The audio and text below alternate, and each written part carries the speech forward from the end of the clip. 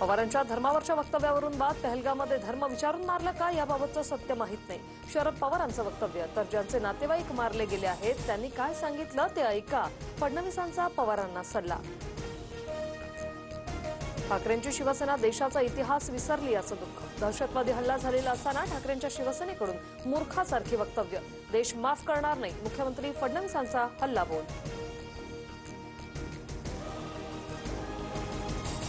पहलगाम हल्ल्यानंतर काहीतरी मोठं घडणार असल्याचे संकेत. उत्तर काश्मीरमध्ये भारतीय राफेल विमानांच्या रात्रभर भेट्या. लष्कर प्रमुखांकडूनही नियंत्रण रेषेवरील परिस्थितीचा आढावा.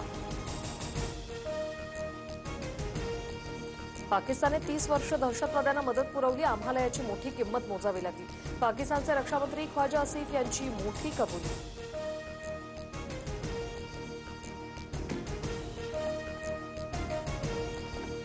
पहलगाम हल्ल्याचा कट फेब्रुवारी महिन्यातच शिजल्याचं समोर. फेब्रुवारी महिन्यात पाकव्याप्त काश्मीरमध्ये जगातल्या मोठ्या अतिरेक्यांचा मेळावा.